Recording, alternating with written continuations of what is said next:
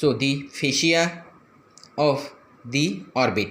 So there are two types of fascia that is related with the orbit, that is first orbital fascia and second one that is the bulbar fascia. So let's see that is the orbital fascia. So here you can see that is the margin of the orbital fascia. So this one. So orbital fascia, it forms the periosteum of the bony orbit, and due to the loose connective tissue to the bone, it can be easily stripped out. Posteriorly, it is continuant with the dura mater sheath of the optic nerve. So here you can see. Then there is the gap in the inferior orbital fissure. So this one. So this gap, it is bridged by the connective tissue with some smooth muscle that is called the orbitalis muscle. Then at the upper and the lower margin of the orbit, it sends of flap like continuation into that the eyelid. So here you can see.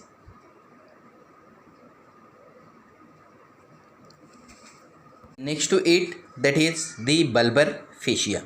So bulbar fascia, it consists of first, that is the Tenon's capsule. So this one here you can see, that is the green margin, it is called the Tenon's capsule.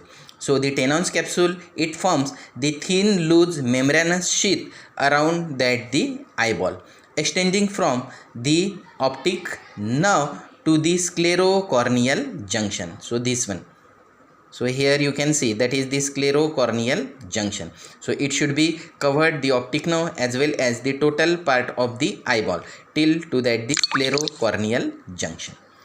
This one, or that is also called limbus. It separates from the sclera by the episcleral space, which is travels by the delicate fibrous band, and the eyeball is freely moved within that the Tenon's capsule. Then second one, that is the sheath is pierced by many structures. First, that is the tendons of various extraocular muscle. You know that is in the eyeball there are the 6 muscles are related, 4 recti muscle and the 2 oblique muscle. So these are muscles which should be pierced by that the sheath, that is the bulbar fascia or the Tenon's capsule. Then second, ciliary vessels and the nerves around the entrance of the optic nerve. Then the third, the sheath gives off number of expansion. So the expansion first, that is the tubular sheath covers the orbital muscles, that is the orbital muscles are present. Then the second one, that is the medial cheek ligament and the lateral cheek ligament. So here that the triangular structure is present, this one.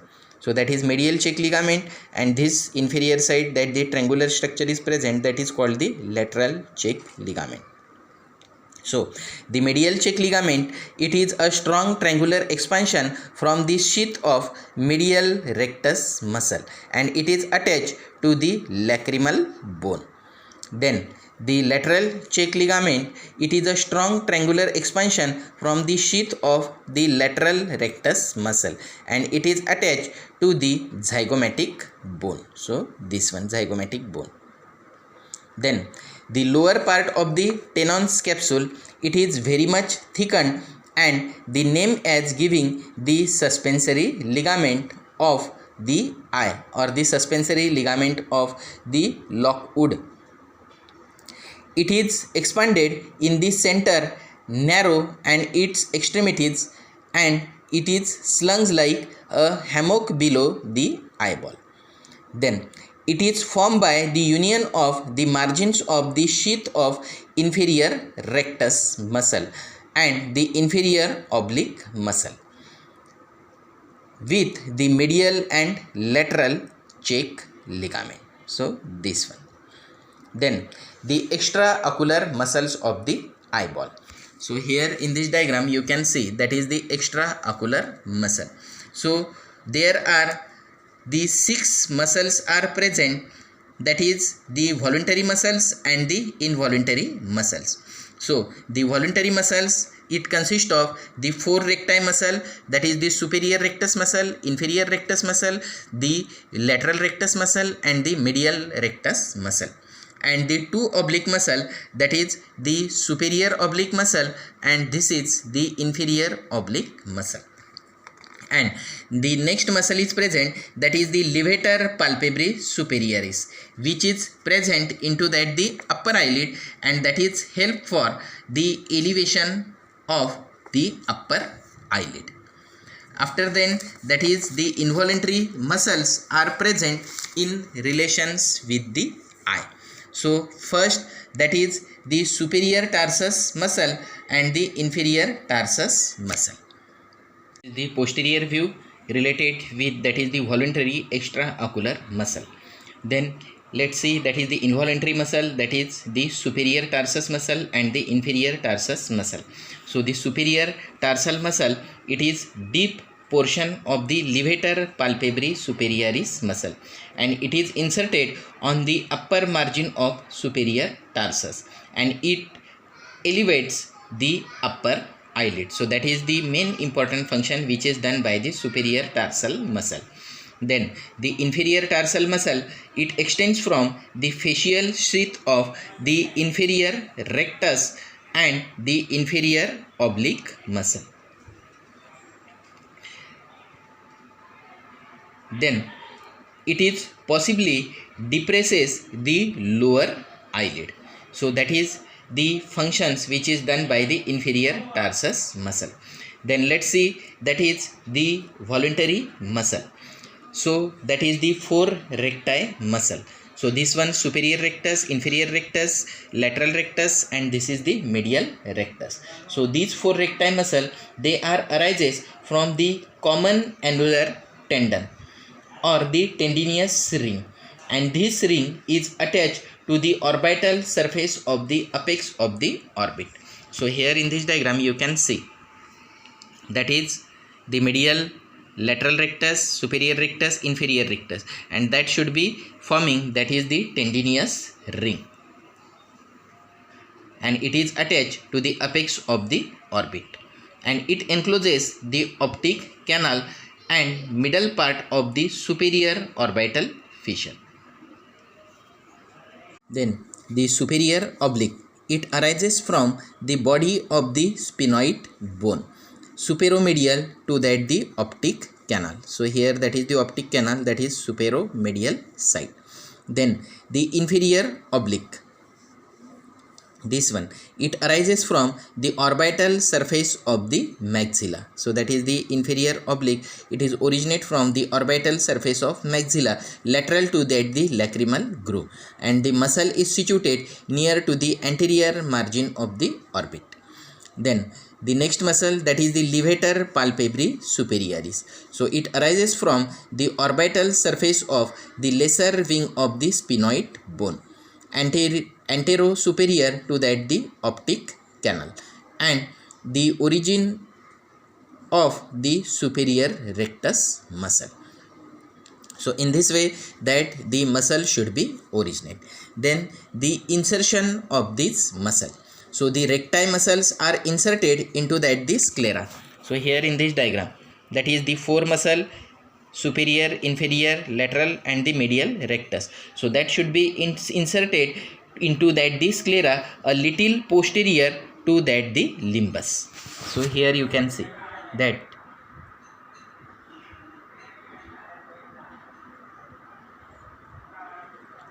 little posterior to that the limbus.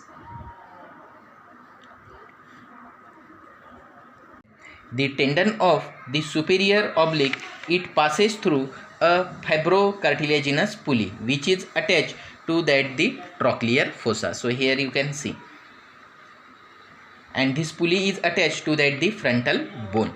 Then the tendon then passes laterally downwards and backwards below to the superior rectus muscle, and it should be inserted behind the equator of the eyeball of the sclera. Then the inferior oblique, so this one, so it is a fleshy throughout, and it passes laterally upwards and backwards below to that the inferior rectus muscle and deep to that the lateral rectus. Then inferior oblique, it should be inserted close to that the superior oblique, little below and posterior to that the equator of the eyeball. Then the levator palpebrae superioris insertion. The tendon of the levator splits into superior or the voluntary and the inferior or the involuntary lamina. The superior lamina of the levator, it is inserted into the anterior of the superior tarsus muscle and into that the skin of the upper eyelid, and the inferior lamina that should be inserted into the upper margin of superior tarsus muscle. So that is the insertion of the extraocular muscle. Then the nerve supply to that the muscle, that is the superior oblique, which is supplied by the fourth cranial nerve, that is the trochlear nerve. Then the lateral rectus muscle, that is supplied by the sixth cranial nerve or the abducent nerve, and the remaining muscles that should be supplied, that means the five extraocular muscles, superior, inferior, medial, recti and inferior oblique, and the part of the levator palpebrae superioris, that is supplied by the third or the oculomotor cranial nerve. Then the action of this muscle. The levator palpebrae superioris muscle, it should be occurs the elevation of the upper eyelid. Then the superior rectus. So here you can see that is the superior rectus. So it should be occurs the upward and the medial rotation and the intorsion. The inferior rectus, it occurs the downwards and the medial rotation, that is the extorsion.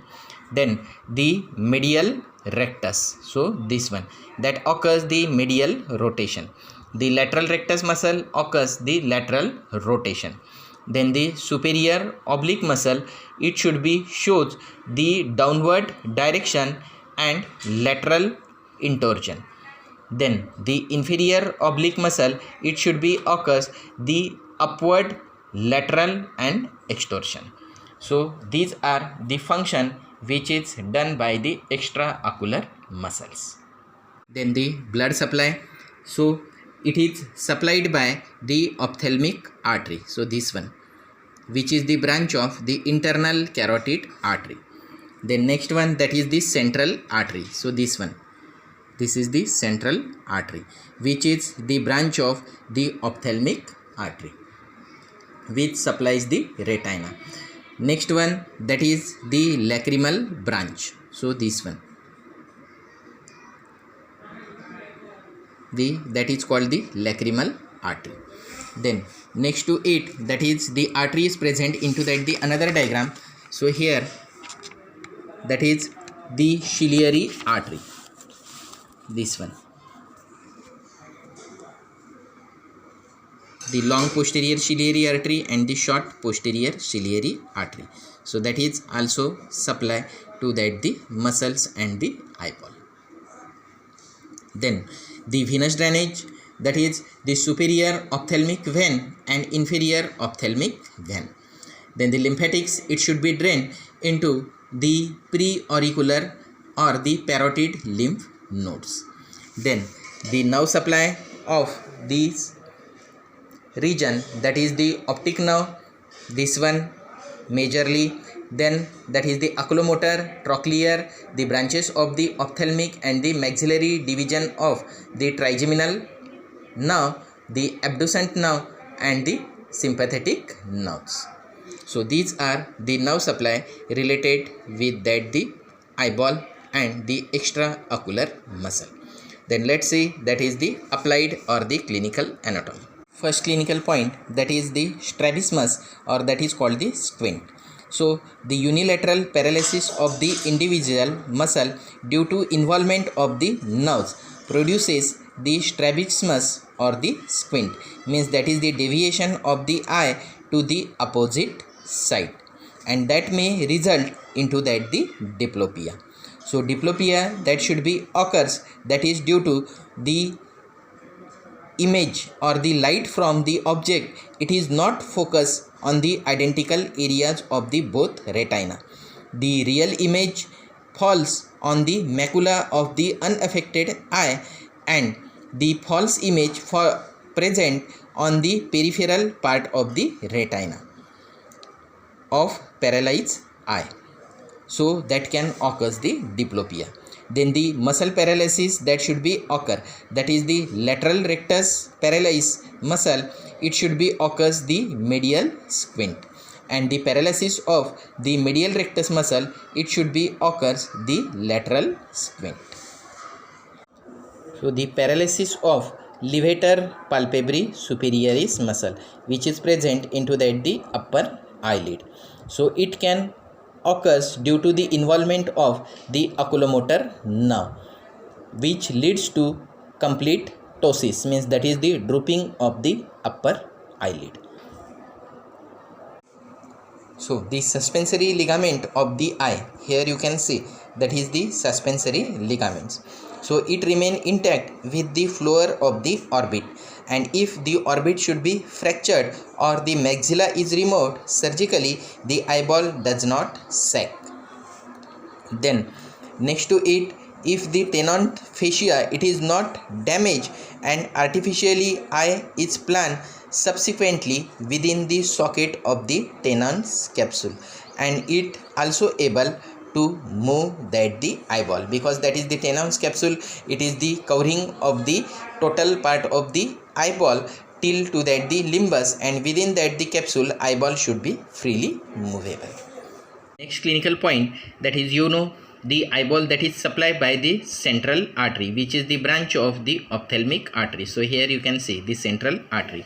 So the central artery, it is supplied to the retina of the eyeball, and it is the example of the typical end artery. So if damage to it can produce this sudden total blindness on the side of the lesion.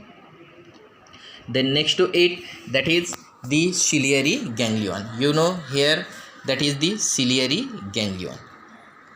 So the ciliary ganglion, it is blocked to produce the dilatation of the pupil before the cataract surgery. So that is the ciliary ganglion, this one. Then next to it, that is the ophthalmic veins, this one.